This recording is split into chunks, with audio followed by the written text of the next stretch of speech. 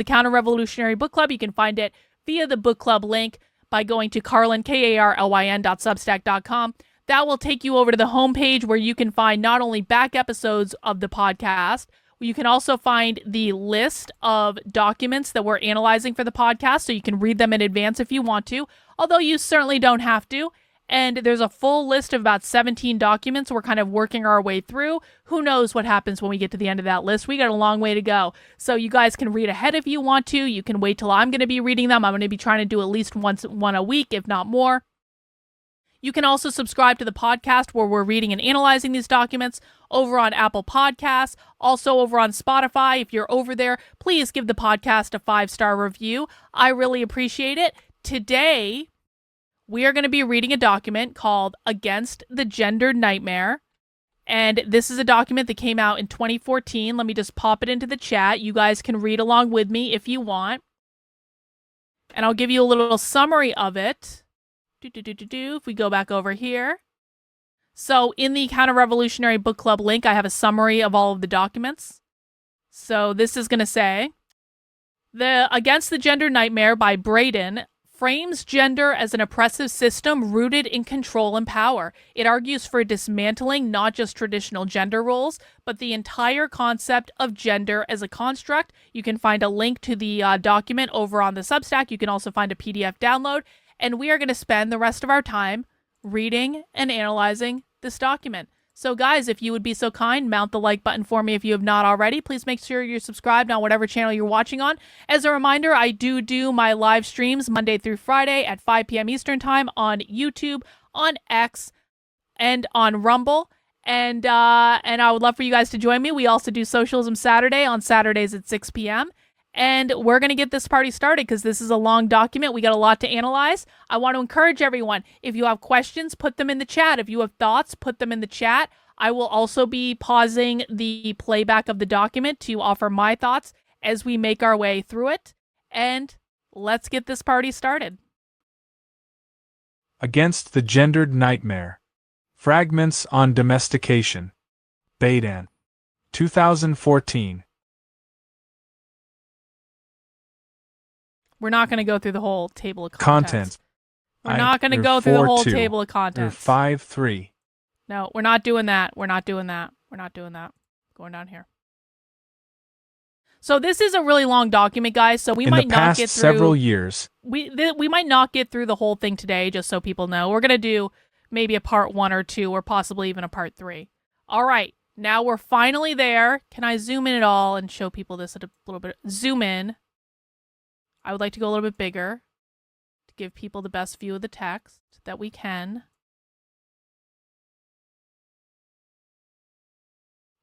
Not perfect, but not perfect. Oh, shoot. How about we do fit?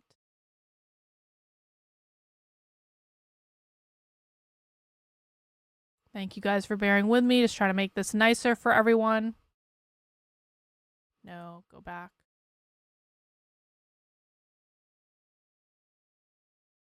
Weird. All right, that'll have to be good enough. Let's get this party started. In the past several years, the question of gender has been taken up again and again by the anarchist milieu, and still few attempts amount to much more than a rehashing of old ideas. Most positions on gender remain within the constraints of one or more of the ideologies that have failed us already, mainly Marxist feminism, a watered-down ecofeminism, or some sort of liberal, queer anarchism. Present in all of these are the same problems we've howled against already: identity politics, representation, gender essentialism, reformism, and reproductive futurism. Okay, so this is actually a long list of problems, and I want to make it clear. We are talking, this document is written by queer Marxists, okay? These are queer anarcho-capitalists. Let's just listen again to all of the problems that the queer anarcho-capitalists say that we have. Present in all of these are the same problems we've howled against already: identity politics, representation, gender essentialism, reformism, and reproductive futurism. So they consider identity politics to be a problem. They consider gender essentialism to be a problem. They consider reformism, which is basically like the Democratic Socialists of America. They believe that's a problem. Okay? These are things that they don't like. This was published in 2014, but it is very influential on today's gender and queer activists. While we have no interest in offering another ideology in this discourse, we imagine that an escape route could be charted by asking the question that few will ask, by setting a course straight to the secret center of gendered life, which all the ideological answers take for granted. We are speaking, of course, about civilization itself. Such a path of inquiry is not one easily traveled. At every step of the way, stories are obscured and falsified by credentialed deceivers and revolutionary careerists. Those ideas presented as science are separated from myth only in that their authors claim to abolish mythology. Anthropology, psychoanalysis, history, economics, each faces us as another edifice built to hide a vital secret. At every step, we find more questions than answers, and yet this shadowy journey feels all the more necessary at the present moment. At the same time as technological civilization is undergoing a renewed assault on the very experience of living beings, the horrors of gendered life continue to be inextricable from that assault. The horrors of gendered life. So when they're talking about that, they mean the horrors that capitalism created when it created the gender binary of men and women.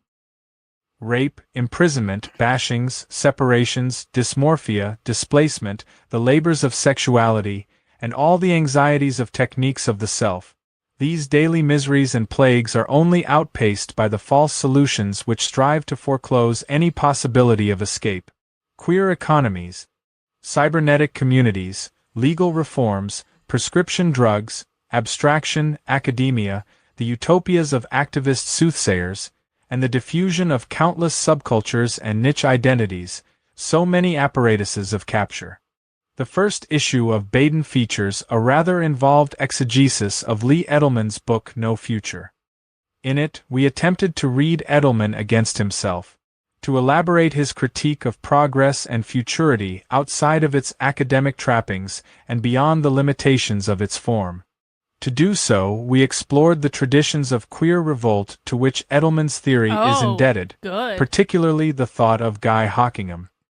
Exploring Hockingham still proves particularly exciting, because his writing represents some of the earliest queer theory which explicitly rejects civilization, as well as the families, economies, metaphysics. I'm sorry, what? His writings represent some of the earliest queer theories which explicitly reject civilization, as well as the families, economies, metaphysics, sexualities, and gender which compose it, while imagining a queer desire which is civilization's undoing. I think this is the first time where we've actually heard queer anarchists call for the abolition of civilization. That seems a bit extreme. Exploring Hockingham still proves particularly exciting, because his writing represents some of the earliest queer theory which explicitly rejects civilization, as well as the families, economies, metaphysics, sexualities and genders which compose it, while also imagining a queer desire which is civilization's undoing. That exploration lead us to explore the bodily and spiritual underpinnings of civilization, domestication, or the process of the victory of our fathers over our lives, the way in which the social order laid down by the dead continues to haunt the living. The residue of accumulated memories, culture and relationships which have been transmitted to us through the linear progression of time and the fantasy of the child. This investment of the horrors of the past into our present lives which ensures the perpetuation of civilization. Our present inquiry begins here. To explore the conflict of the wildness of queer desire against domestication is to take aim at an enemy who confronts us from the beginning of time itself. While our efforts in the first issue of this journal, Domestication might be the same as like assimilation. While our efforts in the first issue of this journal were a refusal of the teleology which situated an end to gender at the conclusion of a linear progression of time, we'll now address the questions of origins which hint toward an outside at the other end of this line. Okay, so they're literally saying here, which situated an end to gender at the conclusion of a linear progression of time. So they're saying that gender is going to end at some point. As we've denied ourselves the future, we now turn against the past. In this, we abandon any pretensions of certainty or claims to truth. Instead we have 3. Only the experiences of those who revolt against the gendered existent, as well as the stories of those whose revolt we've inherited. In the spirit of this revolt, we offer these fragments against gender and domestication. Domestication, the integration of living beings into the civilized order, must also be the integration of life into the dualism and separation which we experience as gender. The concept is thrown about in a variety of contexts and under various names, and yet very few have attempted to thoroughly define it. It is used colloquially to discuss the vast gulf which exists between wild creatures and those tamed and clawless ones whose existence has been reduced to economic necessities. It is linguistically tied to the realm of the domestic, and by extension to the economic through the management of the home, oikonomia. It is the violence implied in the concept of primitive accumulation. Primitive accumulation. So that's going to be a reference to private property, I think.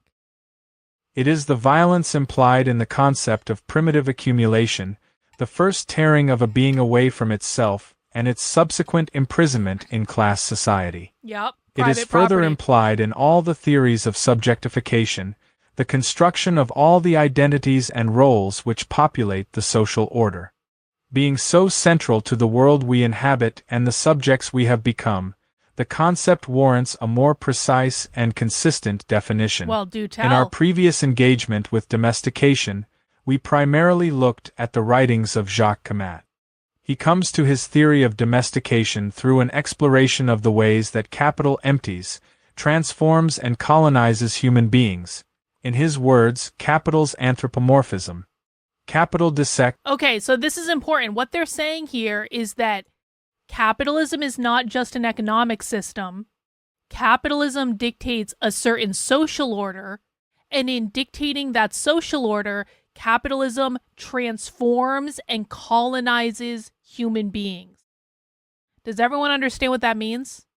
It's saying that we have internalized capitalism as part of the virtue of being brought up in a capitalist society. Capitalism has imposed itself on us, not just as an economic system, not just as a social order, but capitalism has actually taken hold of us as human beings at the core of our entity.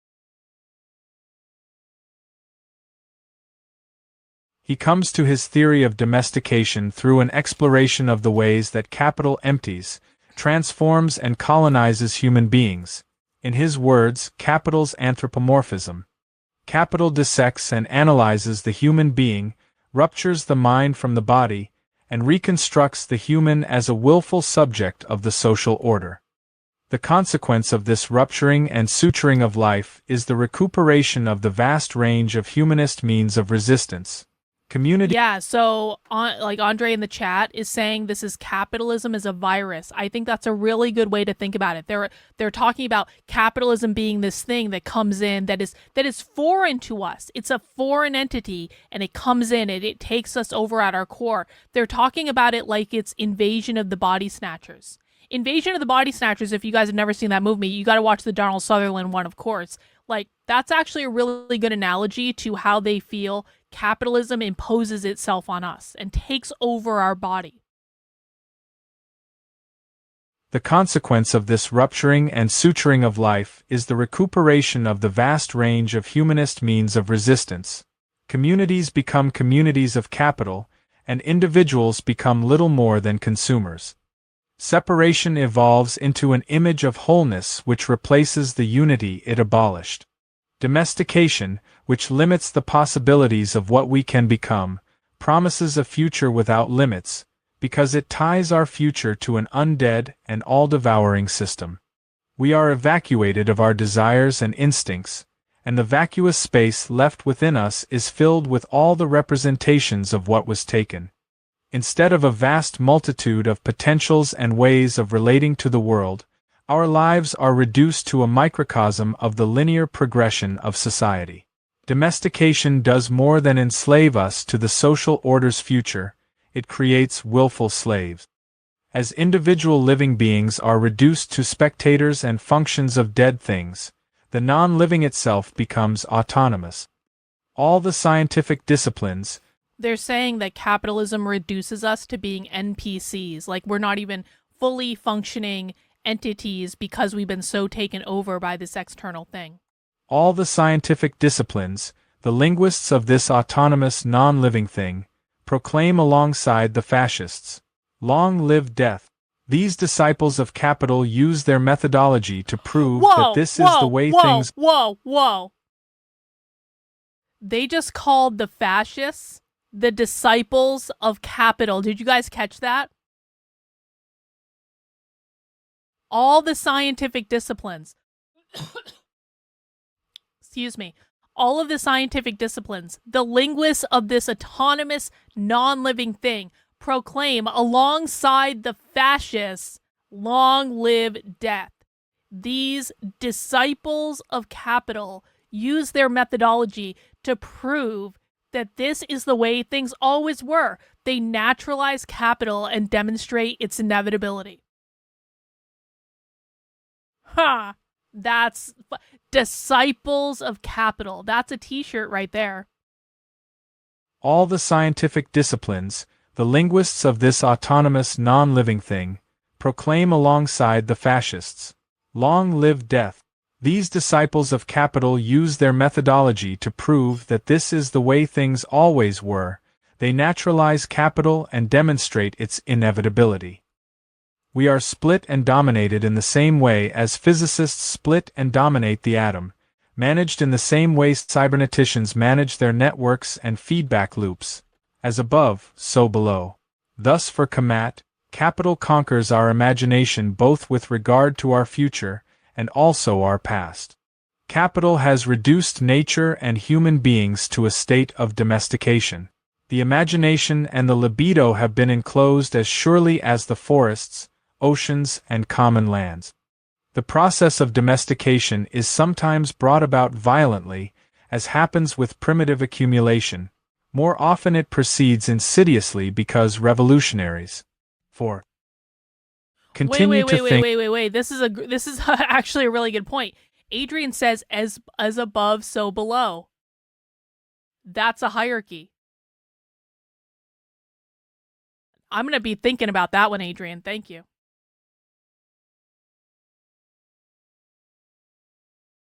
Continue to think according to assumptions which are implicit in capital and the development of productive forces, and all of them share in exalting the one divinity, science. Hence domestication and repressive consciousness have left our minds fossilized more or less to the point of senility. Our actions have become rigidified and our thoughts stereotyped. We have been the soulless frozen masses fixated on the post, believing all the time that we were gazing ahead into the future. This moment of Kamat's thought is interesting because it marks his personal shift away from Marxism and toward a critique of civilization. Oh! Unfortunately, though, it is precisely its situation in that shift which creates the limit of his definition of domestication.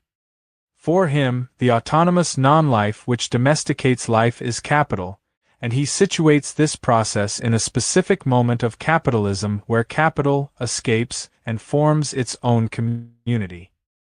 This is tied up in his esoteric reading of Marx. He locates domestication at the point at which capitalism has developed into a representation and is thrown into crisis. He calls capital an endpoint of the processes of democratization, individuation, and massification. Wait. He calls capital an endpoint of the processes of democratization, individuation, and massification. I'm not entirely sure I understand what he means by each of those terms, but let's just keep that in mind as we proceed. He speaks of these processes as presuppositions to capital which may go as far back as the Greek polis and its representational break of humans from the rest of wildlife, and to the domination of men over women. And so if we can locate capital at the endpoint, the domination of men over women is the patriarchy. Remember, they believe that capitalism created the gender binary, which is men and women. It put men in the workplace where they had access to all the power and all the money. It put women in the home, doing the unpaid labor of raising the next generation of proletarian workers. That means in the hierarchy of gender, men are on the top of the hierarchy, women are on the bottom of the hierarchy. That's what they mean when they say the domination of men over women. That's what we call the patriarchy. And so if we can locate capital at the endpoint of this ancient chain of separations, how can domestication begin with capital? Moreover, if gendered domination predates domestication by millennia, how can his version of domestication account for the separation and colonization of life, for which gender is a euphemism? His origin myth fails at the point where it begins. His story is not enough for us, because we know this colonization of our very existence did not begin in the last century, or even the one before it. When did it start? We can still hear the distant cries of those who've resisted since long before. Clearly, we must leave Kamat behind if we want to comprehend domestication in its totality. Okay. 2. Kamat's critique of domestication is most clearly articulated in his essay The Wandering of Humanity, which was first published in English in 1975 by Black and Red of Detroit. At the time, the press was run by Lorraine Perlman and her husband Fredy. They self-published the text in a beautiful pamphlet after Fredy completed its first English translation. In reading Perlman's own writing, the influence of the text is readily apparent. You know, this is just a side note, but I've been thinking a lot about how one of the reasons that the left is so effective is they embraced the idea of self-publishing like a long time ago. They didn't, maybe I guess if they could get their book mass-produced through like a large publisher, they did it. But like they all had these presses. I mean, we've heard about this in the zine culture where like all these people just had like independent printing presses and they were all printing each other's stuff and making sure that they could distribute it. And it was very kind of like a DIY thing. And it was always about making sure they were reaching out to people in their communities in the real world. And just think about that for a second, because it's kind of, I feel like even now, self-publishing is so readily available, and it's so much better than going through a traditional publisher, by the way. And I say that as someone who's published 2 books with traditional publishers. Like, even now, it's like people look down on self-publishing because they're like, oh, you couldn't get a book deal. But it's like, you're able to operate much more quickly. You're able to get out more precise messaging because you're not having to be marketed by like a corporate entity. With Amazon, it honestly doesn't even matter if you go through a real publisher, because part of the virtue of a real publisher was getting into quote unquote real bookstores or whatever, but everyone buys their books through Amazon now, and anyone can sell books on Amazon. And it's like one of those things where they embraced this like DIY kind of like really scrappy underdog thing, and look how effective they are with it. They publish way more books than the right does. Their stuff there are literally entire bookstores dedicated to just this stuff. And it's like, it's one of those things where, why weren't we more effectively just taking their tactics and utilizing them for ourselves? Bobby, I literally have a literary agent, and no, that's not true. So like, relax, bro. I know what I'm talking about in this regard. I've had a literary agent, I've had a speaking agent, I've had all sorts of agents, and it's not what you seem to think it is. But please, let's focus our questions and our comments on the book and things related to the book that we're looking at. Do you happen to know if he just calls well, I'm not okay, so I'm not exactly sure how to answer that question, so we're just going to go past it because I don't know actually what you're referencing. So let's continue, guys. Please focus questions on what is on the book. As a reminder, this is a live recording for a podcast, so if people are bringing in questions that are not directly related to what's in the book, that's going to be really distracting for me, and it's going to be really distracting for people who are listening to the podcast later, so please be focused. In reading Perlman's own writing, the influence of the text is readily apparent. Perlman himself would go on to incorporate these ideas into a scathing critique of civilization, which still inspires much of the anti-civilization perspective within the anarchist milieu. His efforts would largely be motivated by seizing upon the precise limit we've identified in Kamat's story, that of origins. In her biography of Fredy, Having Little, Being Much, Lorraine narrates the way that he spent the following 7 years almost single-mindedly focused on exploring the history of the domesticating monster. In particular, he spent those years tearing through accounts of the European colonization of the North America, and the domestication process which they unleashed upon all of the living inhabitants of this continent. He stole from Hobbes in naming this monster Leviathan, and undertook the monumental task of telling the tale of those who've resisted it. He self-published his findings in 1983 in a wonderful and tragic book, released among friends. 5. At a party at his and Lorraine's house in Detroit. The book was titled Against His Story, Against Leviathan, asserting that resistance is the only human component of the entire his story.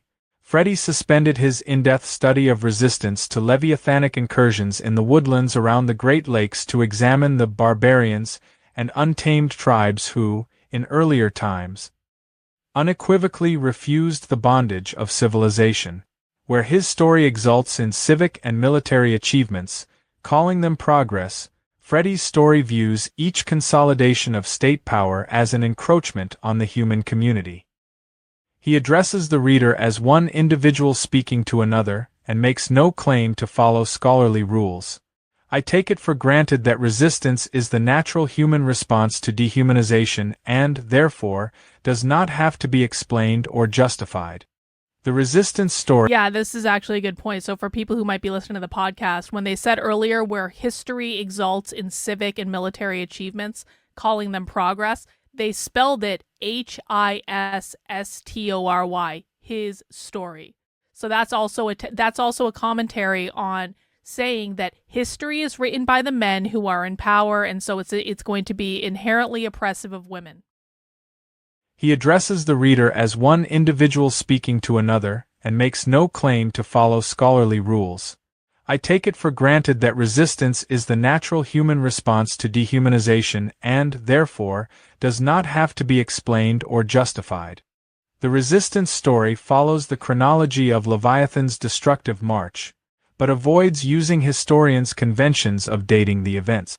This, as well as the poetic visionary language, gives the work an epic quality. Fredy begins his narrative by attempting to isolate the way that other available ideological positions fail to grasp the enemy in its fullness. His method is instructive in that he points to how each ideology is too narrow and can only offer incredibly superficial solutions to the problem of domestication. In the first chapter, he writes, Marxists point at the capitalist mode of production, sometimes only at the capitalist class. Anarchists point at the state. Kamat points at capital. New ranters point at technology or civilization or both.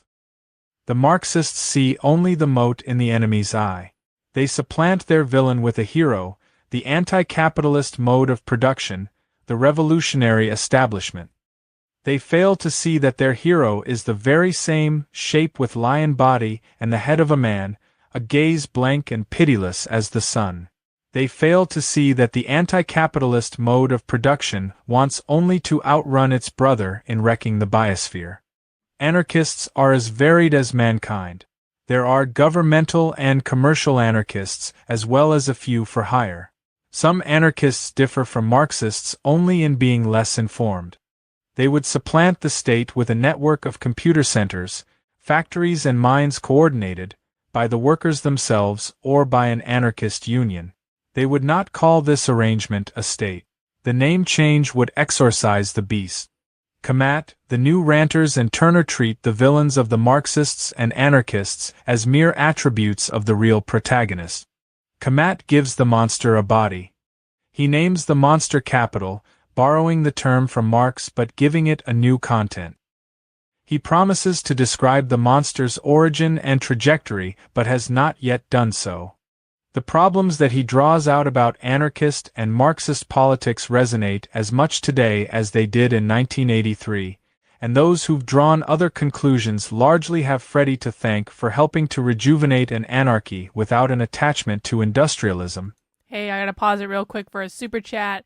Elena, thank you for the super chat. I'm about 20 minutes behind. This is crazy as hell. We got a long way to go, Elena. I think this is gonna get even crazier, but I hope you guys are enjoying it so far. The writing is a little bit flowery, a little academic, and I think we just need to listen because they're kind of still in the introductory phases of it right now. So hang in there and let's just see where this is going.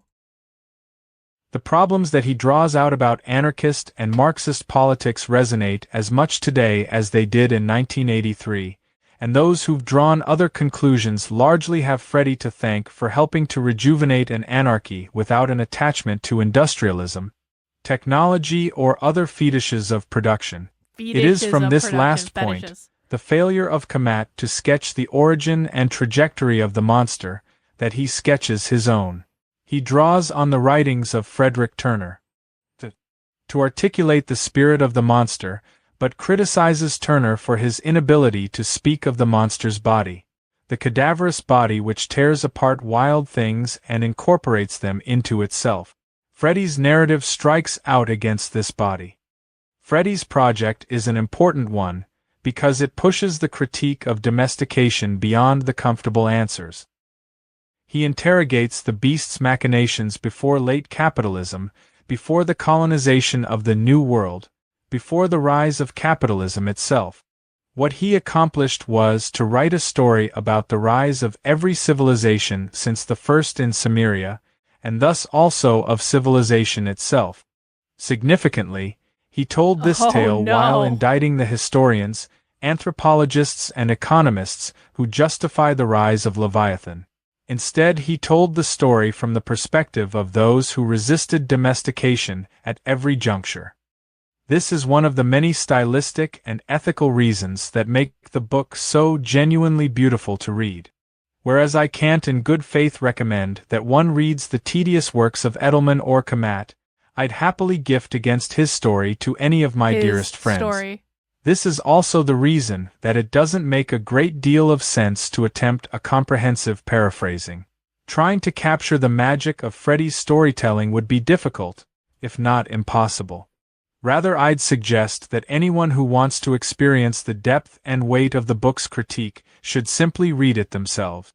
That being said, we'll identify a few themes within the story which will help us in our own. Oh, good. These understandings will be useful in moving further with an exploration of domestication. In no particular order, some useful themes about domestication which emerge through the text. The language of the domesticated always serves to hide widely accepted lies, if barely. Clearly only those outside of the monster are free, and yet the civilized will use let's just this... pause on that. Let's just pause on that. The language of the domesticated always serves to hide widely accepted lies, if barely. So what does that mean? They think that language is a tool to be used in order to hide lies or to expose things. So in this case, I'm betting the lie is going to be something like, you're not oppressed, you're a free person, all this stuff. Whereas they're saying that's trying to hide the lie that we are all inherently, to a person level, oppressed by capitalism. The language of the domesticated always serves to hide widely accepted lies, if barely. Clearly only those outside of the monster are free, and yet the civilized will use this word to describe themselves. See? Even the dictionary contains this contradiction. It describes freedom as belonging to citizens, yet then says that something is free if not constrained by anything other than its own being. There isn't any way to reconcile this contradiction. So they're literally saying that we can never be free because we are internally oppressed by capitalism. Even the dictionary can wild birds and trees and insects which are only determined by their own potential and wishes are free. Citizens are constrained by an infinity of unfreedom. The domesticated will refer to those humans who are still free as barbarians or savages, and yet these terms designate those very people as legitimate prey for the most barbaric atrocities at the hands of the civilized. This meaninglessness and deception inherent to language is true of almost every word that the domesticated will use to describe themselves. That which destroys communities is named a community. That which has a thirst for human blood beyond any reason is called humanism and reason. This is important when faced with the writings of those who aim, through words, to justify domestication. I'm sorry, I don't know how to pronounce your name. Rufro is. I don't know how to pronounce your name. But he in the chat says, is that really a contradiction? So let's go back. The language of domestication always serves to hide widely accepted lies if barely... what they're saying the contradiction is, even the dictionary contains the contradiction. It describes freedom as belonging to citizens, yet then says something is free if it's not constrained by anything other than their own being. What it's saying is, you have to... Okay, so again, your challenge, the challenge that we keep having with you, is that you don't listen to things that are previously said. So, the definition of capitalism that they've given already in this article is one that is not just an economic system, not just a social system, but something that is internally oppressive to our soul, okay? So what they're saying is, you can never be free as long as capitalism exists. The dictionary is describing freedom as belonging to citizens, but we belong to a capitalist state, and therefore we can never be free. So it is a contradiction from their perspective, given the point they're trying to make. And remember, what the truth is does not matter for this exercise. We are not debunking the libs. We don't do that here. Only losers and retards spend time debunking and owning the libs. Our point of view is to listen to something from their perspective, and from their perspective, it is a contradiction. Adrian says capitalism, freedom is something to be owned, owning is oppressive. That's the contradiction. I don't see it saying freedom is something to be owned. I don't see them saying that in the book anywhere, so that I'm not sure about. I swear, Vince says, I swear this sounds like one wizard saying that his spell is more powerful than the other because of the words he used. It is a little bit like that, isn't it? Yep, Alex says hierarchy is the antithesis of freedom in their eyes. Yep.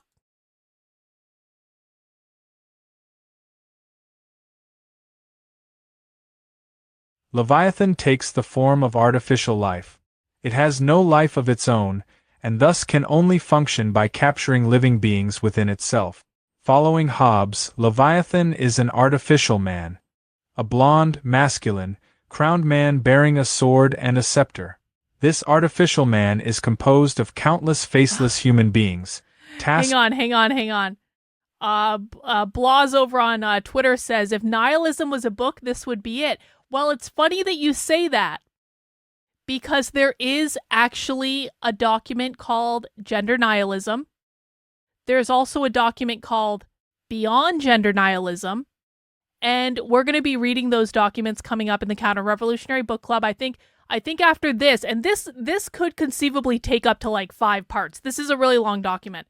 After we do this one, we're going to do the Gender Accelerationist Manifesto, which is crazy. I've read and analyzed that one before. It's nuts. And then after that, we've got Gender Nihilism and Beyond Gender Nihilism. So subscribe to the Counter-Revolutionary Book Club. We got a lot of crazy shit coming up. Leviathan takes the form of artificial life. It has no life of its own, and thus can only function by capturing living beings within itself. Following Hobbes, Leviathan is an artificial man. A blonde, masculine, crowned man bearing a sword and a scepter. Adrian Dittman, This basically. artificial man is composed of countless faceless human beings, tasked with moving the springs and wheels and levers which make the artificial beast move. Hobbes, in turn, would see these individual human beings as nothing more than a composite of strings and wheels and springs. Fredy imagines that the beast might not be an artificial human but rather a giant worm, not a living worm but a carcass of a worm, a monstrous cadaver, its body consisting of numerous segments, its skin pimpled with spears and wheels and 7. Other technological implements. He knows from his own experience that the entire carcass is brought to artificial life by the motions of the human beings trapped inside, who operate the springs and wheel. Human beings regress while the worm progresses. The worm's greatest accomplishment is to remake the people within it into individual mechanized units.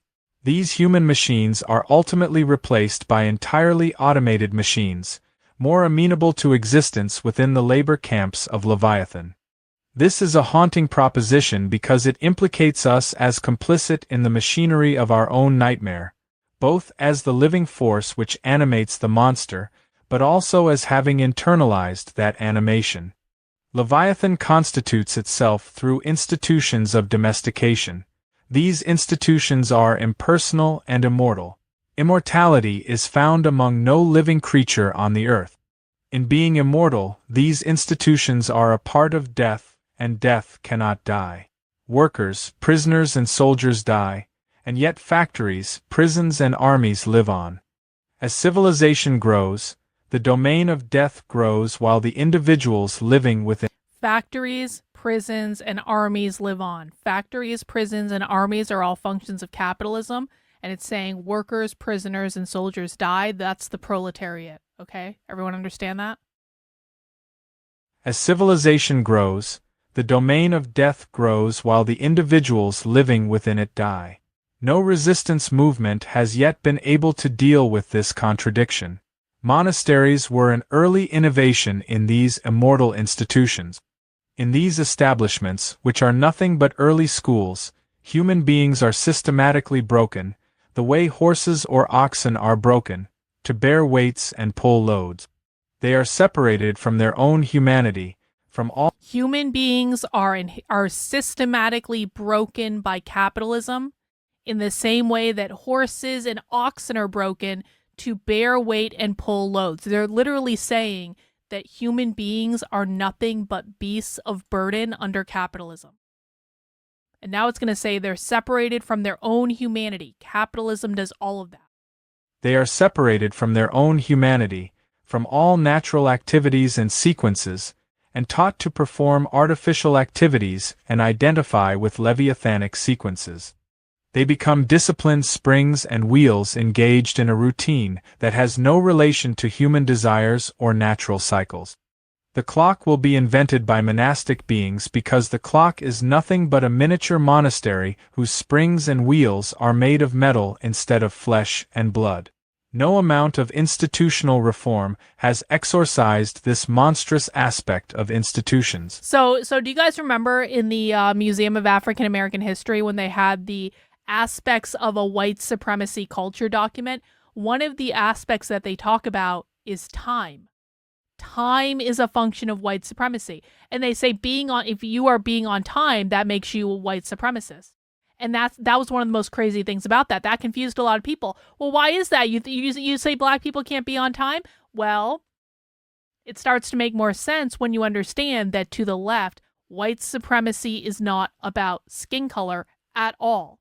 White supremacy is about the things that uphold capitalism, the things that uphold productivity, the things that uphold the machine that is oppressing all of us according to the left. So they're saying here, the clock will be invented by monastic beings because the clock is nothing but a miniature monastery whose springs and wheels are made of metal instead of flesh and blood.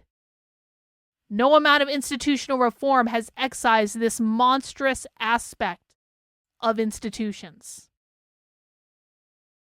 Domesticated humans are defined by their adornment with masks over their faces and armor over their bodies. These masks and armors are the ways in which the individual internalizes the constraint of Leviathan and acclimates themselves to life within it. These are necessary for surviving the everyday domination and humiliation which is life in this society. They protect individuals from their own emotions, perception, and estrangement from being. The armor wraps around the individual and invades their body just as all ecstatic life and freedom is evacuated from the body, save for a potential. All that's left is the armor. This can also be understood as the formation of civilized identities. Domestication is perpetuated through a civilized spirituality which emphasizes dominion over all living things, The hierarchy. but more importantly, self-management and self-domination. All monotheistic religions hold in common that man must have dominion over the fish and fowl and all living things. The Catholic Church in particular has enforced this decree by declaring war against all living things, the same living things which constitute the autonomy and independence of free people. The Church innovated upon this doctrine through the concept of sin.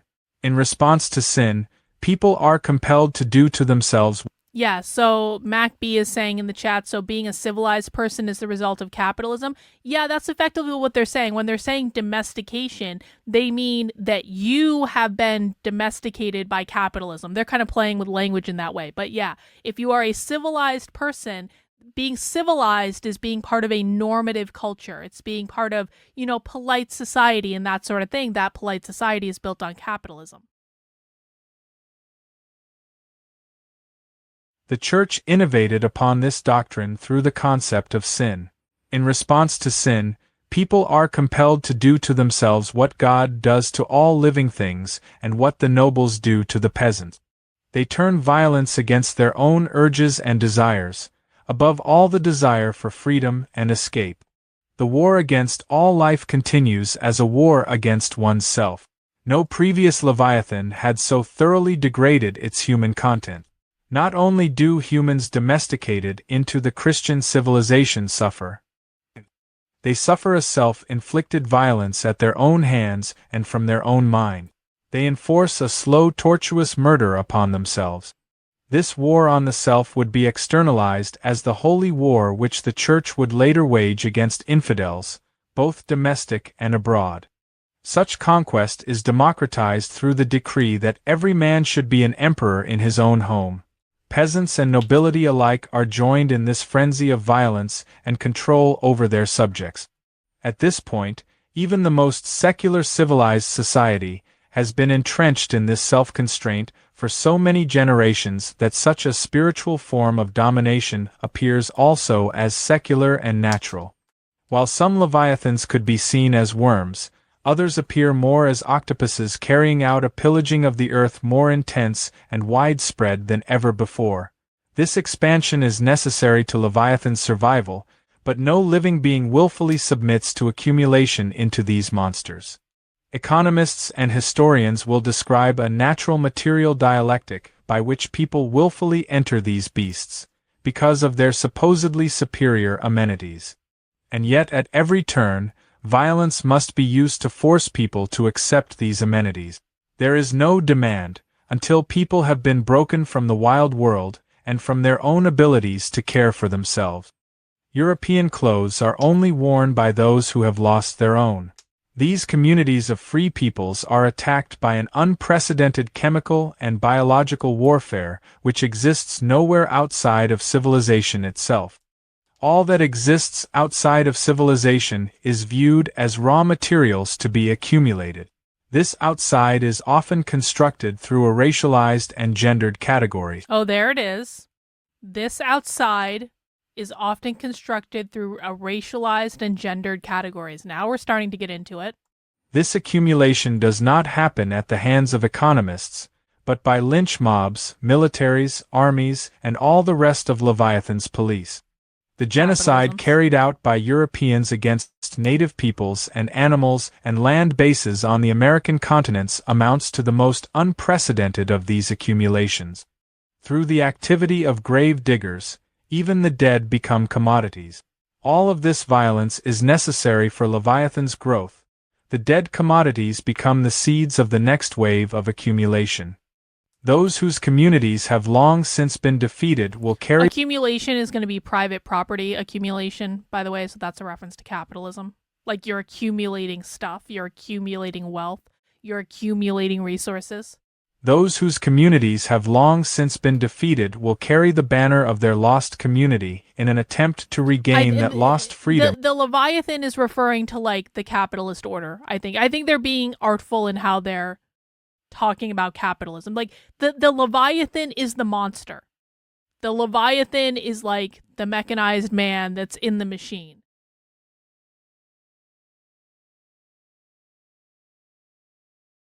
Those whose communities have long since been defeated will carry the banner of their lost community in an attempt to regain that lost freedom by battling an imagined enemy. The civilized humans were the mask of something they no longer are or never were, all in an attempt to... I'll say this too, you guys got to keep in mind, the left writes in flowery language. This is just how they write. They are artful in their prose. So the Leviathan in this case is referencing the capitalist monster that they were talking about earlier. The civilized humans were the mask of something they no longer are or never were, all in an attempt to hide what they've become. It amounts to a frenzy. So the civilized humans wear the mask of something they no longer are or never were, all in an attempt to hide what they've become. The civilized humans are the humans that have been colonized by capitalism. They've been taken over by capitalism. They are outside of their natural state. They're wearing a mask to fit into the capitalist order, but they aren't really how they're presenting because capitalism is forcing them to present in a certain way. So that's how we should be thinking about this stuff. Yes, Bot says capitalism took their humanity. Yeah. It kind of said that earlier, didn't it? It said capitalism basically wants to make all of us to be like NPCs. The civilized humans were the mask of something they no longer are or never were, all in an attempt to hide what they've become. It amounts to a frenzied rush away from oneself. Christianity, the Reformation, Marxism and Nazism are but a few examples of movements which begin by projecting an image of rejecting the industrial hell, but in fact only reproduce industrial civilization. In fact, most new Leviathans begin as resistance movement. By undergoing what will be called industrial and technological revolutions, the great artifice breaches all walls, storms victoriously through every natural and human barrier, increasing its velocity at every turn. But by the time the beast really gets going like a winged rodent out of Inferno, its own soothsayers will be saying an object which approaches the speed of light loses its...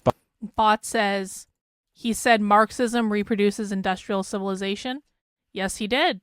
Yes, he did. He said Christianity, the Reformation, Marxism, and Nazism are but a few examples of movements which begin by projecting an image of rejecting the industrial hell, but in fact only reproduce industrial civilization. Exactly. I don't think he's saying that Marxism isn't anti-capitalism enough. That's not what I'm getting from this, Adrian, but I could be wrong. Let's continue to listen. By undergoing what will be called industrial and technological revolutions, the great artifice breaches all walls, storms victoriously through every natural and human barrier, increasing its velocity at every turn. But by the time the beast really gets going like a winged rodent out of Inferno, its own soothsayers will be saying an object which approaches the speed of light loses its body and turns to smoke. Such objects' victories are, in the long run, Pyrrhic. Guys, you have to be careful. This is perhaps the point I was trying to make with the flowery language comment earlier. You have to be careful with how you interpret things that are written like this, because there are things that are written in this document that are not intended to be translated literally. It's an allegory. Sometimes. Sometimes it is meant to be translated literally, but you have to be careful at how you're interpreting this, is I guess what I'm saying, because right now I'm seeing a lot of people in the chat who are quite frankly asking questions that are not relevant to what's being said. And I think that part of the reason is you're having trouble interpreting the language of what's being said because it's not necessarily a literal interpretation.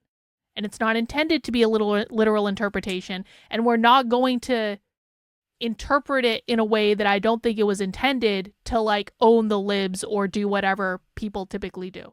I'm not suggesting anyone's trying to do that. I'm just saying that we have to be careful with how we're looking at this information.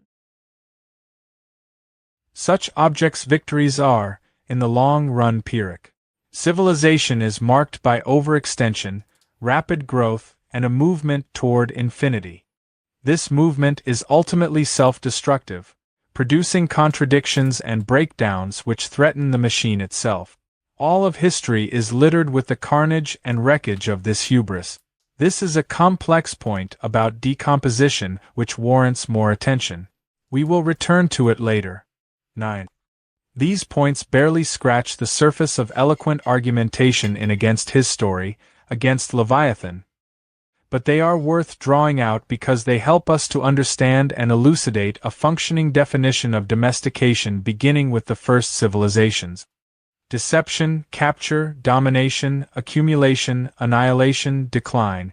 We will see these themes repeating in all the stories which follow our inquiry. 3. In the years since Fredy published Against His Story, Against Leviathan, the topic of domestication has been taken up by a whole range of anti-civilization anarchists and projects. In most of the writings emerging from this milieu, domestication is nearly tautological with civilization. This tautology is instructive, as it points to the autonomous existence of a monster which has the sole purpose of perpetuating. Hang on. Yes, we know Leviathan was written by Hobbes because they mentioned it earlier, but I don't think that's how they're using the language in this particular regard. I think they've adapted it. This tautology is instructive, as it points to the autonomous existence of a monster which has the sole purpose of perpetuating itself by bringing all life inside. Fredy would call such a monster a world destroyer. While different tendencies of anti-civilization thought tend to understand domestication from different angles, it remains central to the thought and practice of those who believe civilization must be destroyed.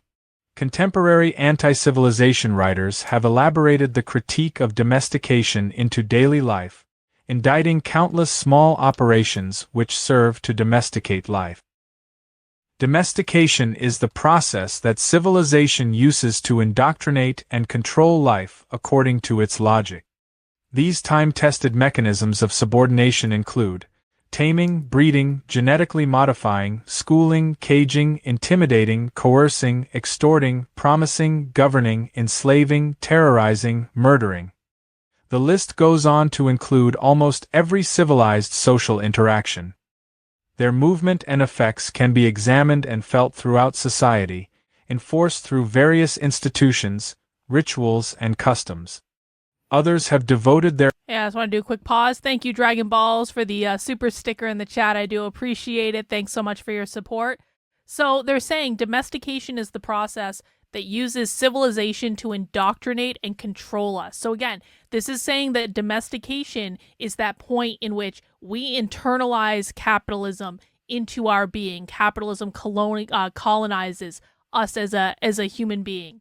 And that's why it's used to indoctrinate and control life according to its logic. And then they say, here are all the horrible things that capitalism does and all the ways we participate in this. And then we keep going.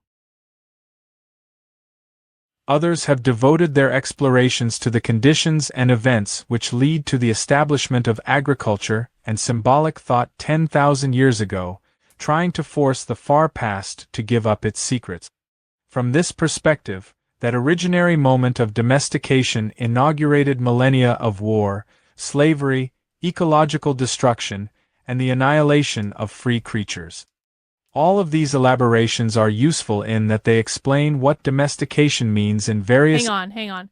From this perspective, the ordinary moment of domestication inaugurated a millennia of war, slavery, ecological destruction, and the annihilation of free creatures. So what are they saying there? What are they saying happened? How do people interpret that?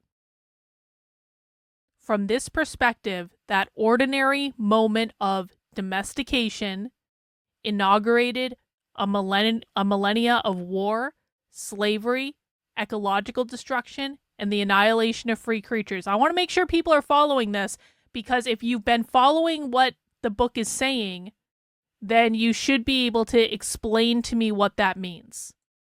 So I'm looking in the chat.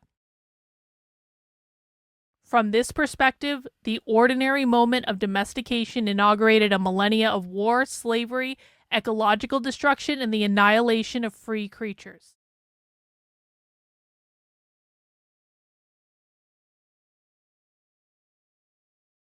Capitalism is responsible for all of these things. Yes, because we know that domestication means capitalism colonizing us as human beings.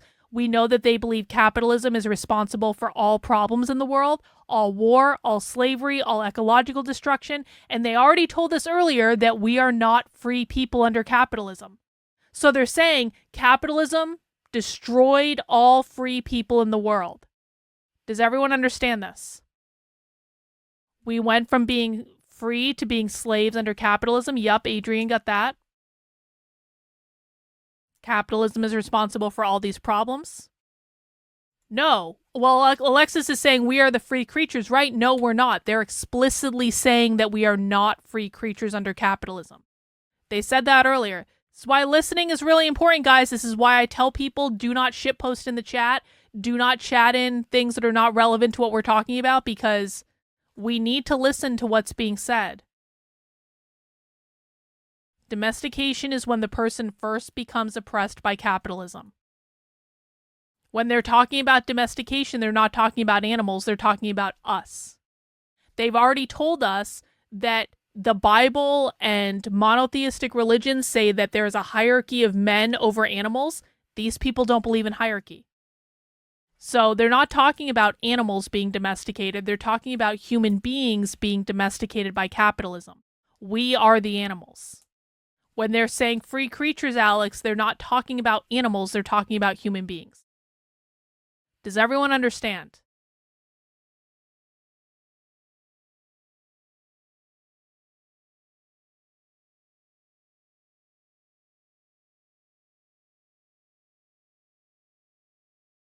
Guys, you've really got to, if you have, the reason that I'm doing these live recordings of the book club instead of just pre-recording it on my own is I want people to ask questions. But I want you to ask questions that are relevant to the text, not things that are out of left field, or not a question that you've been dying to ask me for 3 weeks and you just got around to it because you just thought of it. Like, write that question down and ask it another time. I want you asking questions about this. We've got to be listening, and if you don't understand what you're hearing, please ask the question so it can be explained.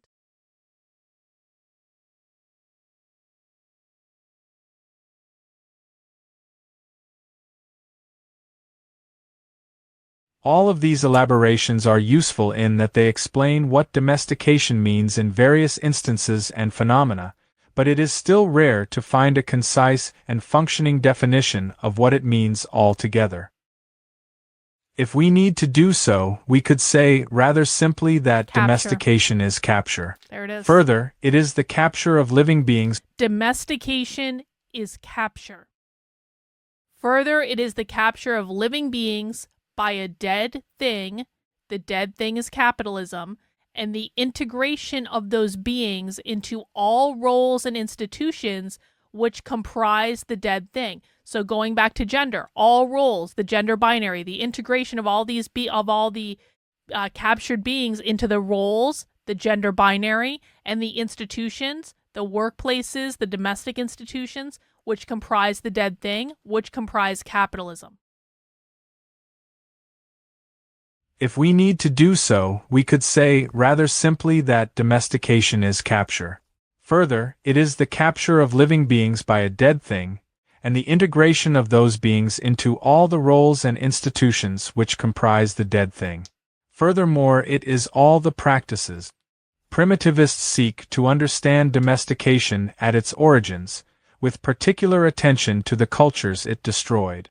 Insurrectionaries tend to explore strategies against the institutions of domestication in the present. Others emphasize the metaphysical and spiritual implications of domestication. Queer and feminist anti-civilization perspectives focus on domestication as the origins of patriarchy. Oh, An there introduction it is. There to it is. There it is. So it's reading a footnote right now, but I'm kind of glad I let it read the footnote, to be honest. I think that was reading a footnote, wasn't it? Am I crazy? Where was it just reading? Here. Oh, here it is. Here it is. Queer and feminist anti-civilization perspective on the focus of domestication as the origins of patriarchy, which force those beings to spiritually accede to their capture. And lastly, it is the discourse and ideology which justifies that capture. This capture is unending, and the dead thing can only continue its immortal reign if it continues to bring new living beings and commodities within itself. First Mythos, Enkidu and Shamhat. Oh, Fredy God. begins his account of the first civilization emerging in Sumeria. What? He describes the rise of the first king. Wait, is this honestly going to talk about the Anunnaki? Because I'm actually going to be really excited if this is going to talk about the Anunnaki. Glomez says, so it sounds to me like he's alluding to humanity being something that isn't fundamentally flawed, just fundamentally No, that's not what he's saying. That's not what he's saying at all. What he is saying is that capitalism is imposing an experience on us that is not our natural state. We are being domesticated to be separate from our innate state. Capitalism comes in and takes over our innate being. It takes over the world. They're literally about to describe how capitalism started in Sumeria. So, I don't think your interpretation is correct, and I think we need to do a little bit more listening. Fredy begins his account of the first civilization emerging in Sumeria. Hang on. I'm going to say this too. Part of the challenge here is that people are bringing their own biases to what this information means rather than interpreting it as what it is. Okay? So, Christians might be feeling a certain way because it mentioned religion earlier. Guess what? Religion is actually not the point of this document at all, in any way. But I promise you there are going to be Christians that are listening to this and watching this later, getting all offended and having feelings over the fact that religion was mentioned because they are interpreting it through their bias. Your feelings do not change what is actually right in front of us. People need to start learning how to detach and look at the information for what it is without forcing their own personal bias on it. Fredy begins his account of the first civilization emerging in Sumeria. He describes the rise of the first king, the Lugal, and from it all subsequent worm monsters. Sumeria is interesting to our inquiry because it is the birth of civilization, but also of the written word. From this ancient civilization, the oldest written story, that of the Sumerian king Gilgamesh, was etched into tablets of lapis lazuli. As its hero, Gilgamesh is responsible for instituting the ultimate domination of the Sumerian Leviathan over the wild world. He does this because he leaves no son to his father day and night endlessly. Gilgamesh, the shepherd of Uruk, the shepherd of the people, leaves no daughter to her mother, no warrior's daughter, no young man's spouse, no bride to her groom. In his endless mobilization of human beings, Gilgamesh built a human machinery which waged war against the wild earth. In response to Gilgamesh and his imposition of order, the gods created an equal who could oppose him. His name was Enkidu. Primeval in the wild, born of silence, knit by Ninurta, wore his body covered with hair on his head, as on a woman's, thick as Nisaba grain, knowing neither people nor place, dressed as Sakan commands, as the god of animals commands, as animals do. He fed on the grass, with gazelles he drank at Springs with animals satisfied his thirst with the herd. 11. But the hunters and shepherds were angry and terrified of Enkidu, who sabotaged their traps and released their animals. They went to Gilgamesh and asked for his help. He devised a plan involving Shamhat, one of the sacred prostitutes of the temple. He said, "Go take Shamhat with you. When the beast comes to the spring, let her strip off her clothing, reveal her charms. He will see her and approach, and the beasts will reject him." And so Shamhat and the hunter set out in search of Enkidu. The hunter said, "Shamhat, open your arms, open your legs, let him take your charms, don't be afraid, take his breath away. He will see you and approach, open your clothes, let him lie upon you, do a woman's work for the man, caress and embrace him as he..." Okay. I know this is not like technically about socialism, but can we just talk about the language here? And guys, we're not covering breaking news right now because we're doing book club right now. I appreciate everyone respecting that. Open your clothes, let him lie upon you, do a woman's work for the man. Caress. This is actually the original patriarchy right here. Do a woman's work for a man.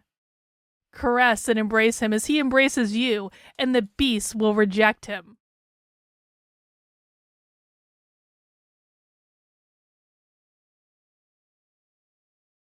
The hunter said, "Shamhat, open your arms, open your legs, let him take your charms, don't be afraid, take his breath away. He will see you and approach, open your clothes, let him lie upon you, do a woman's work for the man, caress and embrace him as he embraces you, and the beasts will reject him." I mean, this is the original, this is sex work right here. This is sex work. Because they're talking about this person as a sacred prostitute. So this is sex work. Sex work is capitalism because you are selling your body for personal private profit. Actually, like, So leftists engage in sex work and promote sex work because it exposes the inherent exploitation of capitalism. This is something I've actually seen them write about. So one of the reasons they do it, even though sex work is technically capitalism, is the reason that they embrace sex work and honestly promote it amongst themselves. And, you know, queer people are always talking about how they're sex workers, is because they think that sex work is an indictment of capitalism because it exposes how inherently exploitative the system is. And here they are talking about Gilgamesh and the sacred prostitutes in which a woman does work for the man. Shamhat opened her clothes, opened her legs. He saw her charms, she was not afraid, and he lay down on her. She did a woman's work for the man 6 days, 7 nights. Enkidu, coupled with Shamhat, breathless, when he had satisfied his desire, he faced the wilderness. The gazelles shunned him and moved away. Exhausted, Enkidu's legs would not move as the beasts moved away. He could not run as he had before, but he had reason and broad understanding. He turned and sat at Shamhat's feet, looked at her face. 12. As she looked at his, he listened to her speak. "You are handsome, Enkidu, like a god. Why wander the wild with the beasts? Come, let me lead you to Uruk the sheepfold, to the temple home of Anu and Ishtar." Enkidu agreed, but for the possibility of challenging the mighty Gilgamesh. But Shamhat convinced him otherwise. Gilgamesh had already dreamt of Enkidu's coming, and the king would take the wild one as a dearest friend, would treat him as a wife. He would domesticate Enkidu. Shamhat disrobed and dressed him in one of her robes. The shepherd set bread and beer before him, suckled on the milk of the wild Enkidu, looked, squinted, stared. He knew nothing of food. Shamhat spoke to Enkidu. "Eat the bread, staff of life, drink the beer, destiny of the land."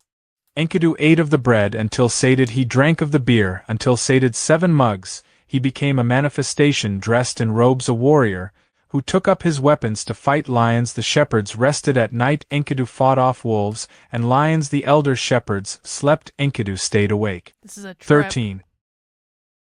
The story of Enkidu and Shamhat is a story of domestication from within the mythology of the first civilization. Okay, there it is. There it is. The story of Enkidu and Shamhat is a story of domestication, capitalism, from within the mythology of the first civilization. So they're really saying that this kind of this unnatural thing that created hierarchies and oppressed people has been around literally since ancient Sumeria. They're saying it's been around a long time. So when people say, like, you know, what happened, you know, before capitalism or things like that, the left literally, at least the extreme left, literally thinks this stuff has been around since ancient Sumeria. That doesn't mean it's our natural state, because they argue that it was something that was imposed on us. But yeah, they're literally talking about the first act of capitalism here, the first act of domestication. The story of Enkidu and Shamhat is a story of domestication from within the mythology of the first civilization. It shows of the taming of Enkidu through the imposition of sex roles, the wearing of clothes, the drinking of alcohol, and his separation from the wild beasts. So they're saying the taming of Enkidu through the imposition of sex roles and the wearing of clothes. So that's going to be, the imposition of sex roles is going to be talking about the gendered roles that people are expected to fill. Shamhat is a sacred prostitute of the Sumerian temples, a spiritual practitioner of the oldest profession. She serves the goddess Ishtar through the rite of Hieros Gamos, the sacred marriage between the king and the goddess of the city. Ishtar is the goddess of nature, yes, but of nature within the city. Hieros Gamos, the sacred prostitution, is a ritualistic submission of nature to the power of the king, the bringing of the wild within the walls of the city. In this way, the nature goddess was also the goddess of arts of civilization.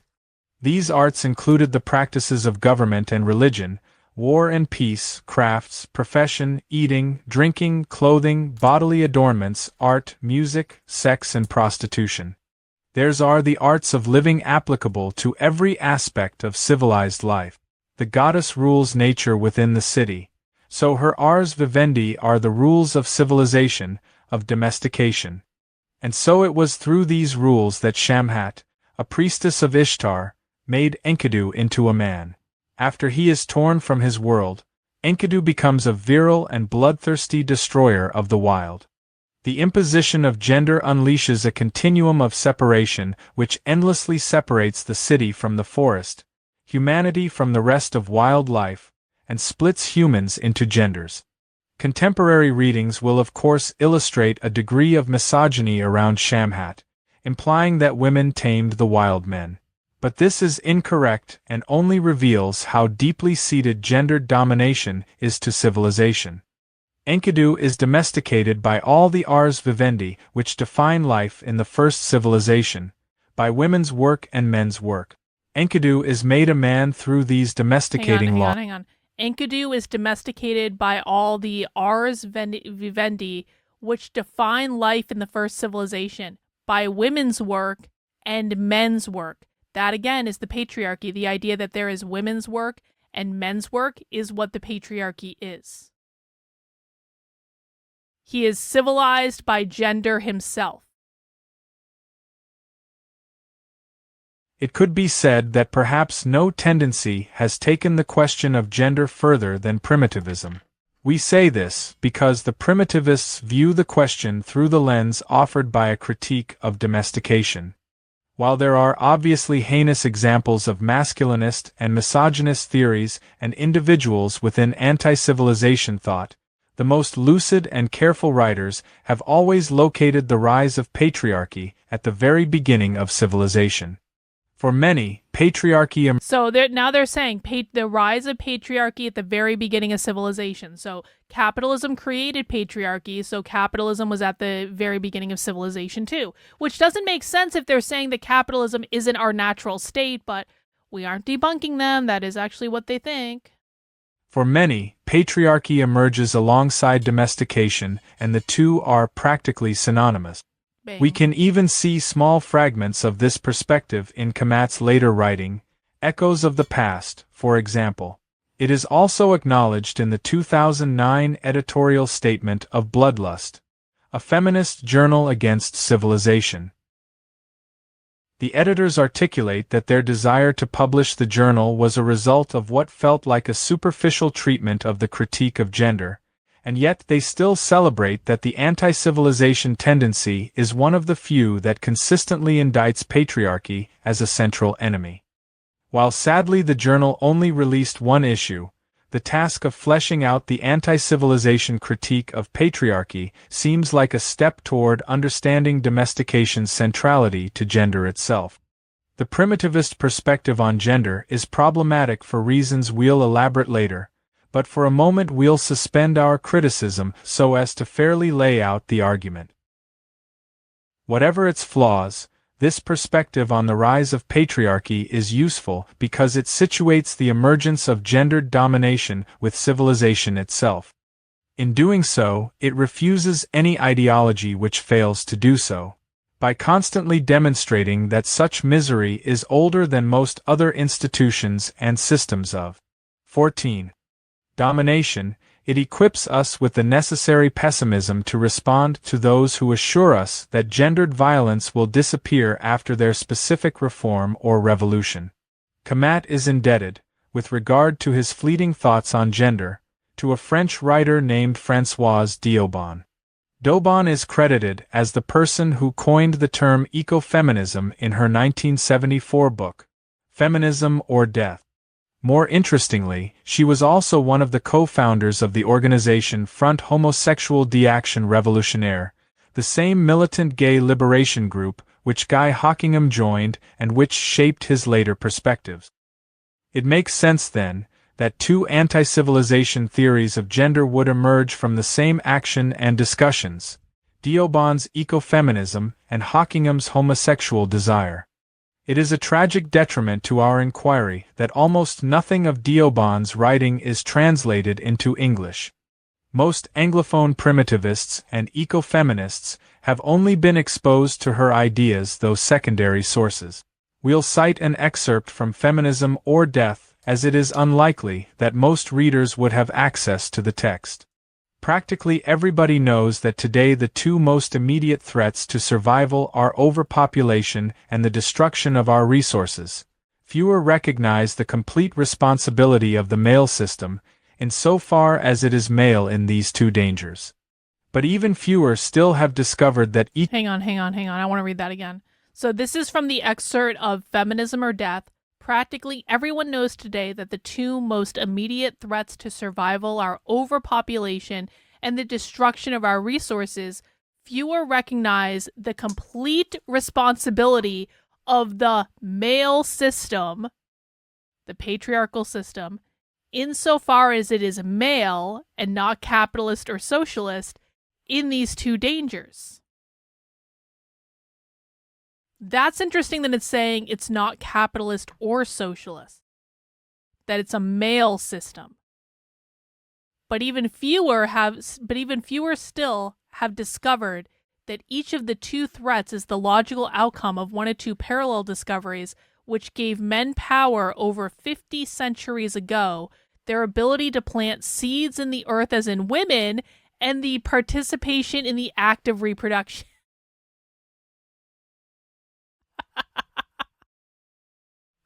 Their ability to plant the seed in the earth as in women.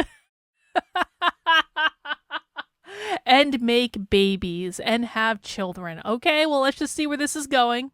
Practically everybody knows that today the two most immediate threats to survival are overpopulation and the destruction of our resources. Fewer recognize the complete responsibility— Hang on. Captain is saying the far left is going after men. No, they're not. They're going after all gender.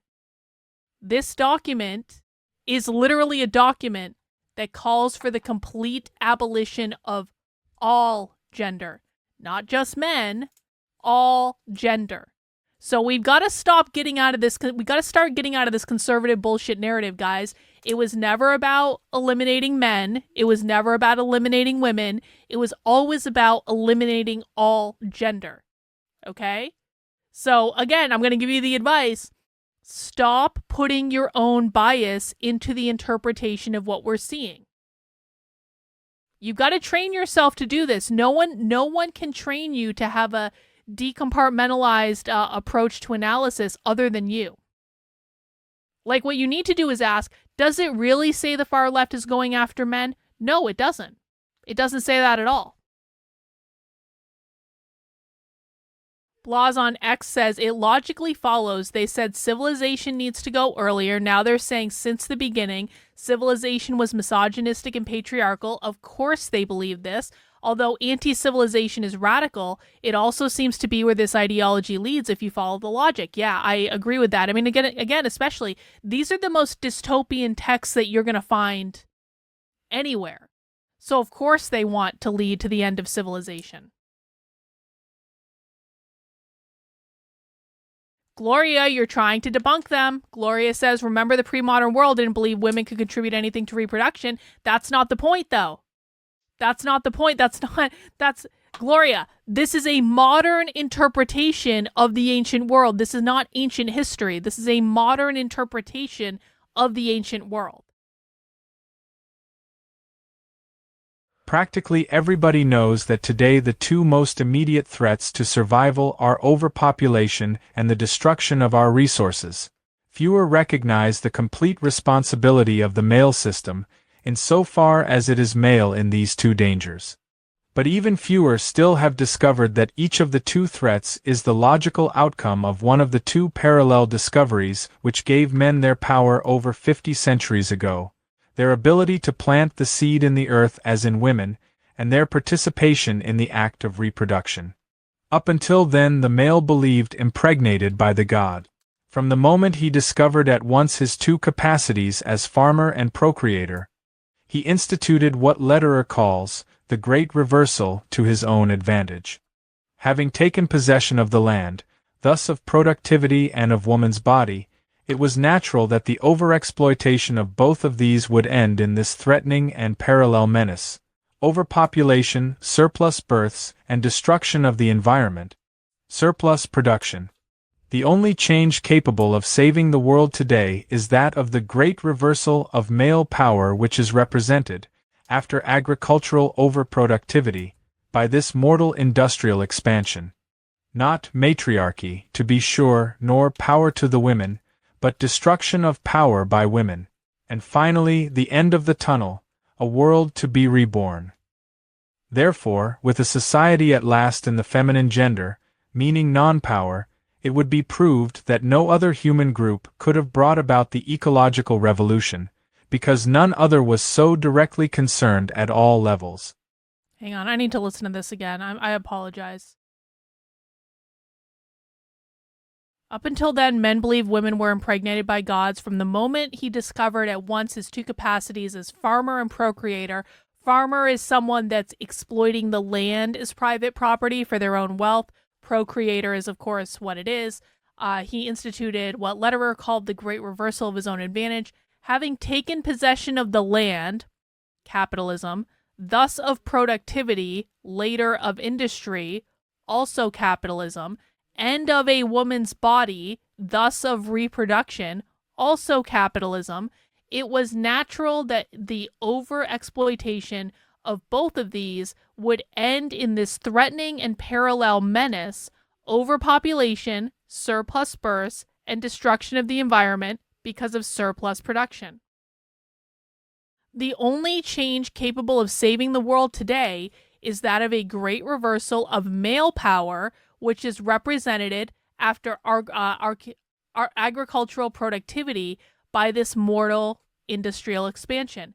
Not matriarchy, to be sure, nor power to the woman, but the destruction of power by women. Okay, this is like a major aha moment.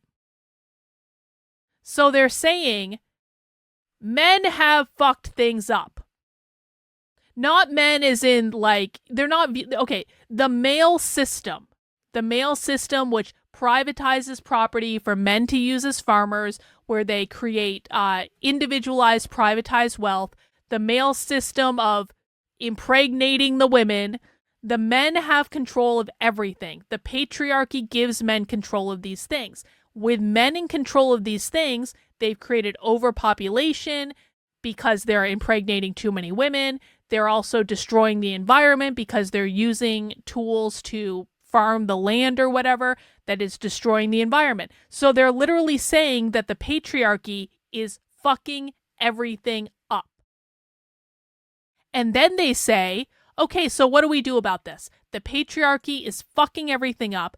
The only change capable of saving the world today is that of the great reversal of male power, which is represented as agricultural overproductivity by the mortal industrial expansion. But they're saying we're not replacing men with women. Because remember, the patriarchy is a hierarchy. And so they don't like hierarchy. They want everything to be on the same level. They're not suggesting reversing the hierarchy. What they are suggesting is doing things to create a society of non-power. Non-power being no hierarchy. Okay? So they're like, the female aspect of it needs to counter the male in order to eradicate the hierarchy. Does everyone understand? Because they're saying it in, again, a really flowery, artful way, but that is what they're saying.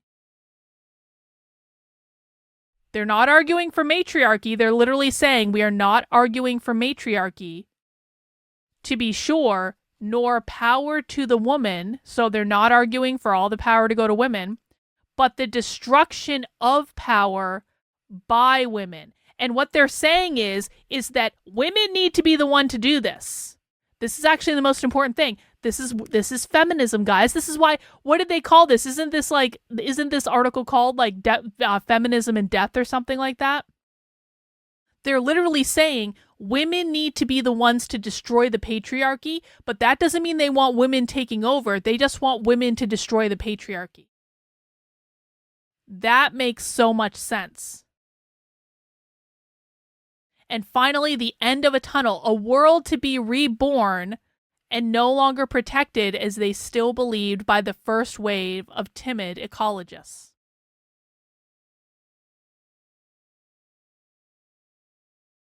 Therefore, with a society at last in the feminine gender, meaning non-power, it would be proved that no other human group could have brought about the ecological revolution, because none other was so directly concerned at all levels. And the two sources of wealth which up until now have benefited only the male would once again become the expression of life and no longer the elaboration of death. And human beings would finally be treated first as persons, and not above all else as male or female.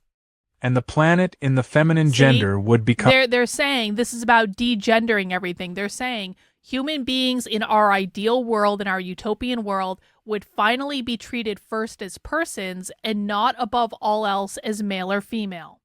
So they're arguing for no gender. And the planet in the feminine gender would become green again for all. While simplistic and essentialist, this line of argument stands out for its singular elaboration of the intrinsic connection between agricultural production and human reproduction. We'll look 15 at others who've expanded on this theory, but we would be hard-pressed to find anything in the primitivist canon that deviates too far from this straightforward position. All of it will center the role of man as the husband to his wife and the practitioner of agriculture and animal husbandry. The argument is useful because it is an articulation of the way domestication captures both those humans assigned female and also a vast diversity of non-human. Those humans assigned female. The argument is useful because it is an articulation of the way domestication captures both those humans assigned female and also a vast diversity of non-human life. One can clearly see the echoes of this in a primer written by the Green Anarchy Collective.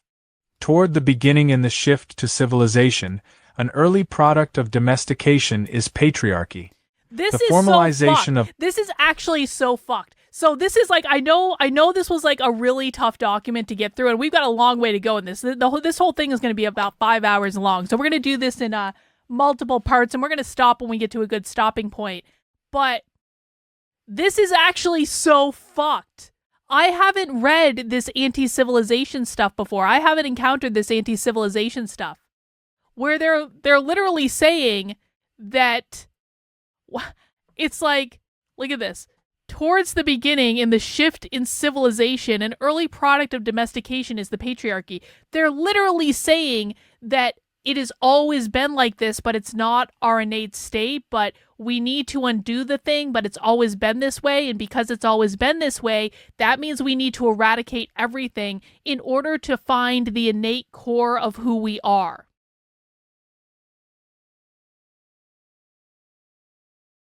This is messed up, man. And I know it can be a little bit tough to get through, but once you strip it down to the core of what they're arguing, they are literally arguing for the abolition of everything. I thought when we have, like, I have the abolish everything t-shirt sitting on my desk. You guys have seen that before.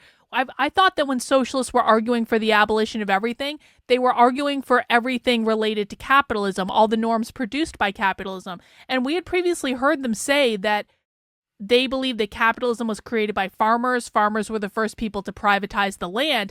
I just never thought of going back to ancient effing Samaria and saying that the patriarchy started in ancient America, or not America, ancient Sumeria, there we go, and that it's carried through to today, and it's the job of the women, the feminists, to destroy the patriarchy so that we can achieve this utopian world, but that involves destroying everything, like literally everything, because they believe that everything in the world is built up on this foundation. So when they're arguing for a utopian world, it is literally for a utopian world that has never existed. Wow. We got a long ways to go, guys. Toward the beginning in the shift to civilization, an early product of domestication is patriarchy. The formalization of male domination and the development of institutions which reinforce it. By creating false gender distinctions and divisions between men and women, civilization, again, creates an other that can be objectified, controlled, dominated, utilized, and commodified. There it is. By creating false gender distinctions and divisions between men and women, that's the gender binary.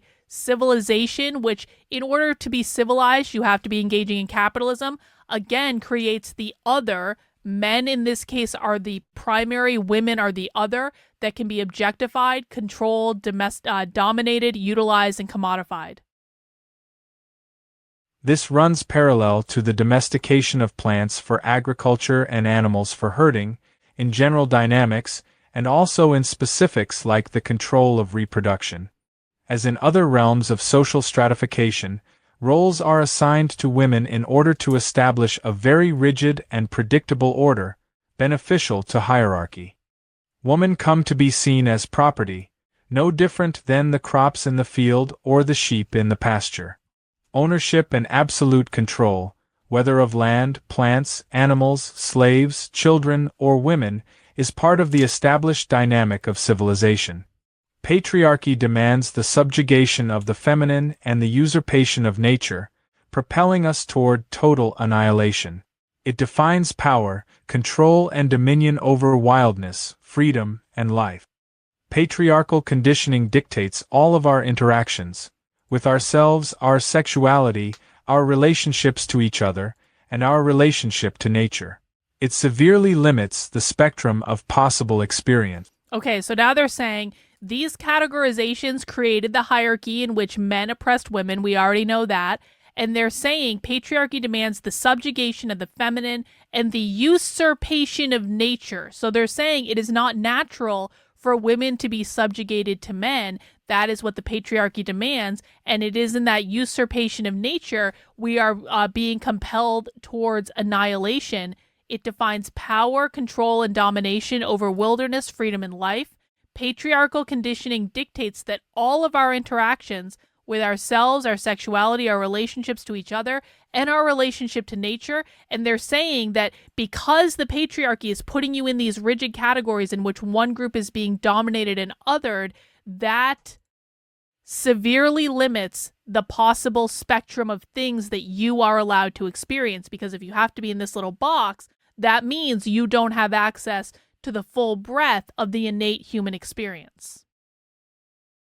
The interconnected relationship between the logic of civilization and patriarchy is undeniable. For thousands of years they have shaped the human experience on every level, from the institutional to the personal, while they have devoured life. To be against civilization, one must be against patriarchy. And to question patriarchy, it seems, one must also put civilization into question. Okay, so again, it's really important that people understand that when they say domestication and when they say civilization, they mean capitalism. I know people make fun of me because capitalism means all words, or all words mean capitalism rather, but like, people really need to understand this because I've already had to define both domestication and civilization multiple times based on the questions that I'm getting in the chat during this stream. You have got to understand this. To be against civilization, which means capitalism, one must be against patriarchy, which is something that capitalism created. To question patriarchy, which capitalism created, it seems one must put civilization, capitalism, into question. So to be against one is to be against the other thing because the civilization created the patriarchy. Capitalism created the patriarchy. And it's so like, it's fascinating that they're also using civilization though. They're not only using civilization to mean capitalism, they are also using it to mean everything because they're saying that this started so long ago, like quote unquote civilized culture was created back in ancient Sumeria, and that was the point in which we departed from our innate being.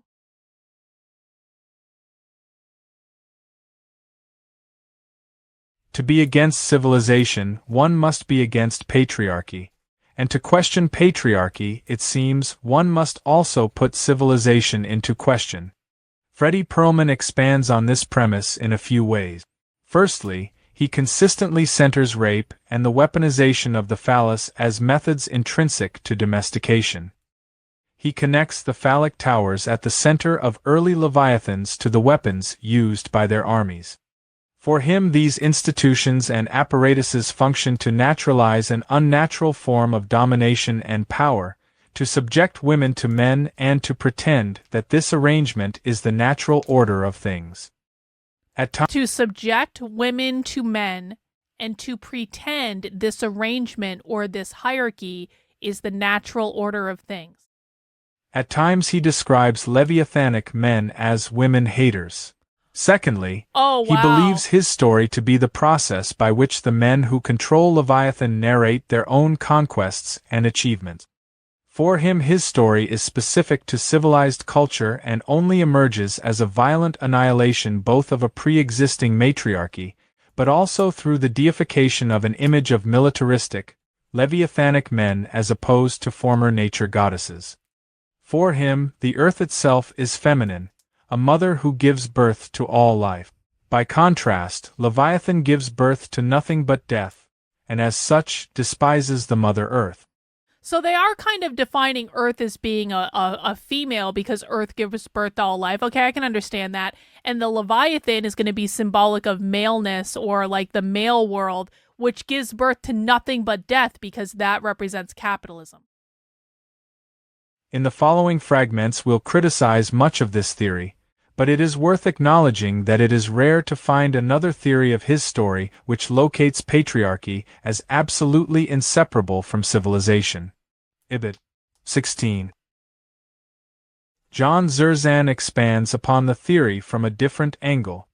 He primarily concerns himself with studying the work of over a dozen anthropologists who analyze the role of women in social arrangements before domestication. Oh. Many of these anthropologists were part of the shift in anthropology. Okay, so now they're saying that this guy has studied with all women anthropologists who analyze the role of women prior to capitalism. So this is, what did women do prior to capitalism, prior to patriarchy, prior to civilization, prior to domestication? Many of these anthropologists were part of the shift in anthropology, referred to as the shift from man the hunter to woman the gatherer. Based on their research, He argues that the vast majority of sustenance in most non-civilized societies was provided by gatherers, who tended to be women. He argues that as a consequence, women had significantly more social power and autonomy, because they were not reliant on patriarchal agricultural arrangements for survival. He also follows other anthropologists in claiming that hierarchies around gender were rare among American indigenous tribes, specifically noting the absence of fetishes for virginity and chastity, expectations of monogamy for women, or male control over reproduction. Okay, so again, they're saying indigenous people didn't have this problem, okay? So they're saying that this wasn't a problem among Native Americans until the Europeans came over to America and conquered the Native Americans, and then they imposed capitalism on them. They took all their land, they privatized it under capitalism, and they're saying all of this hierarchy stuff, these hierarchies didn't exist in indigenous people. He argues that the sexual division of labor, imposed by domestication, was the first form of the division of labor which constitutes contemporary civilization. He also criticizes the shift from communal tribal relationships of sharing to the privatized and gendered existence of the family form, arguing that the family is neither inevitable nor universal in human communities. Zerzan argues... Hang on, we gotta take a moment on that. He also criticized the shift from the communal tribal relationships of sharing to the privatized and gendered existence of the family form. So the nuclear family as we know it today is a gendered existence, arguing the family is neither inevitable nor universal in human communities. Zerzan argues that the shift toward domestication is marked by the emergence of specialized labor roles, the limiting of women's labor to reproductive efforts, and the strengthening of kinship bonds above all else. For him, the presence of a gendered division of labor by the time of the earliest recorded symbolic art indicates that it is this division which gave rise to all others. Wow. He refuses to believe that these phenomena are coincidence, instead pointing toward a causal relationship between the rise of gendered existence and that of domestication. Both are shifts away from non-separated, non-hierarchical life. Okay, so now they're saying that it is not a coincidence that there is a casual relationship between the rise of gendered existence. When they say gendered existence, they mean men being in the workplace where they had all the money and all the power, women being in the home where they did all the unpaid labor of having and raising the next generation of proletarian workers in the nuclear family, the hierarchy that is patriarchy. They're saying that there is a casual relationship between this gendered existence and that of domestication, which we already know because domestication is a form of capitalism. And then he says both of these things are shifts away from non-separated, non-hierarchical life. So domestication is the opposite of non-hierarchical. Domestication means a hierarchy. Domestication also means, non-hierarchical is also the opposite of a gendered existence, which we kind of already know if you've been following my content any period of time. But this just confirms the definitions of the gender binary and the patriarchy as functions that were created by capitalism or social constructs that were created by capitalism that we've been talking about for a while. He says, "Nothing in nature explains the sexual division of labor, nor such institutions as marriage, conjugality, or paternal filiation. All are imposed on women by constraint, all are therefore facts of civilization which must be explained, not used as explanations." His explanation for these shifts involves both the ways that agricultural life immiserated the women it captured, but also that the introduction of patriarchy was a key strategy of colonial civilizers and missionaries around the world. He argues... So the evil colonizers, one of their goals was to introduce patriarchy to the civilizations that they were conquering. He argues that any attempts to destroy civilization must also be an attempted return to the wholeness of original genderless existence. There it is. The wholeness, a return, the goal of destroying civilization is a return to the wholeness of a genderless existence. And let's just wrap up here with the last paragraph. I think this is a really good stopping place for today. Much of the primitivist perspective on gender doesn't sit well from a queer perspective. Significantly, the emphasis on gender essentialism and the lack of substantive critique of compulsory heterosexuality, to say nothing of the role of anthropology. And yet still there is something which resonates in the theory. Perhaps the appeal of the primitivist answer is that it implicates literally everything about this world in the horror of gender. The food we eat, the cities we live in, the language we speak, our families, our fetishes, all of it interwoven into the fabric of gendered existence. The implication, then, is that any break from gender would require a break from literally all the assurances and comforts which maintain our capture in it. Even more powerful is a fiery insistence that our gendered existence is not inevitable nor laid out in the stars.